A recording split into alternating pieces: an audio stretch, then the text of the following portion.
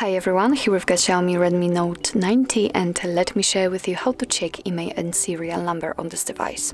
So actually we've got two different ways to check those numbers. The first one is using a secret code, so this is the fastest way to check those info, and we can do it using the settings. Obviously I will show both options. So let's begin with the secret code. Let's enter the dialer and enter the code, which is *#06#. And as I said, by this code we are provided with both IMEI numbers and also a serial number attached to this device. Let's tap on OK and let me show you another way. So as I said, we have to enter the settings. Let's go to the very top of the list and tap on About Phone.